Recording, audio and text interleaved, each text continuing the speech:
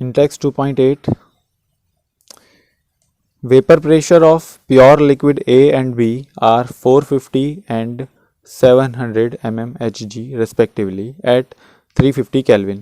तो pure liquids की बात हो रही है, तो ये P नॉट A हो जाएगा और दूसरा वाला P नॉट B हो जाएगा। ठीक है, तो यहाँ ये बोल रहे हैं कि P नॉट A और P नॉट B की वैल्यूज़ कितनी कितनी हैं, 450 है, mmHg इसकी यूनिट है, मिलीमीटर ऑफ मरकरी, और P नॉट बी 700 mmHg है। ठीक है, मिलीमीटर ऑफ मरकरी। टेम्परेचर इन्होंने दे रखा है, टेम्परेचर की वैल्यू 350 केल्विन है। ठीक है, find out composition of liquid mixture. Composition का मतलब मैंने आपको बताया, मोल फ्रैक्शन की वैल्यू कैलकुलेट करनी है। ठीक है, if the total vapour pressure is P, total vapour pressure दे रखा है आपको 600 millimetre of mercury. Okay, also find the composition of vapour phase. Vapour phase की कॉम्पोजिशन Y से डिनोट की जाती है, ये लिक्विड फेज की कॉम्पोजिशन है और ये वेपर फेज की कॉम्पोजिशन है। ओके, तो आपको यहाँ पर पहले X के ऊपर काम करना है। तो टोटल प्रेशर आपको गिवन है और प्योर लिक्विड के प्रेशर, वेपर प्रेशर आपको गिवन है। तो डाल्टन्स लॉ से टोटल प्रेशर बराबर होता है PA प्लस PB के बराबर। ठीक है, जबकि मैं PA को लिख सकता हूँ P, ये तो PT है, PA को लिख सकते हैं P not A x A Raoult's law से, और PB को P not B x B from Raoult's law. Clear है। अब यहाँ इक्वेशन में देखें, आपको PA की वैल्यू मालूम है, PB की वैल्यू भी मालूम है, PT की वैल्यू भी आपको गिवन है।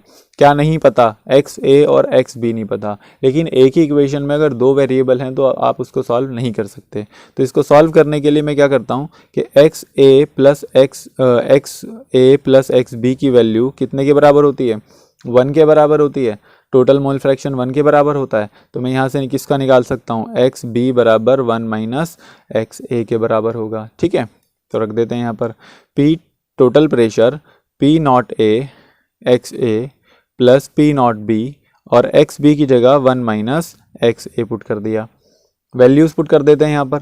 P टोटल प्रेशर 600 है, P नॉट A 450 है into XA, plus P not B कितना है, 700 है, 1 माइनस XA।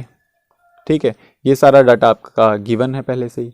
इसको अब इस इक्वेशन में बस आपका कौन बचा रह गया, XA बचा रह गया। इसको सॉल्व कर लेंगे हम इजीली। ठीक है, तो 600 बराबर 450 XA plus 700 minus 700 XA।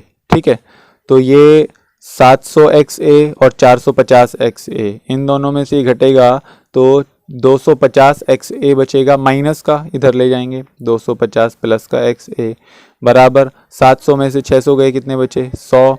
XA की वैल्यू 100 बटे 250, 10 से 10 कैंसिल, पॉइंट लगाएंगे, 25 चौका 100, XA की वैल्यू 0.4 आ जाएगी। ठीक है, तो जैसे आपकी XA की वैल्यू 0.4 आई है, उसी तरह से आप XB की वैल्यू निकाल सकते हैं। XB 1 माइनस XA के बराबर है, XB जो है वो 1 माइनस XA के बराबर है।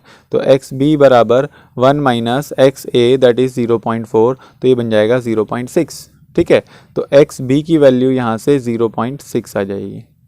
तो इस तरह से ये आपका XA और XB कॉम्पोजिशन पता चल गई, कौन से फेज़ में, लिक्विड फेज़ के अंदर कॉम्पोजिशन पता चल गई। अब अगर आपको वेपर फेज़ की कॉम्पोजिशन पता लगानी है, वेपर फेज़ की कॉम्पोजिशन, तो वेपर फेज़ की कॉम्पोजिशन के लिए मैंने आपको बताया Y से डिनोट करते हैं। अगर YA निकालना है आपको, तो क्योंकि वेपर फेज़ में है तो प्रेशर की टर्म में बात हो रही होगी, तो प्रेशर A का divided by total pressure. Total pressure आपको गिवन है, आपको क्या निकालना पड़ेगा, बस PA निकालना पड़ेगा। PA का फॉर्मूला राउल्ट्स लॉ से P नॉट A XA होता है।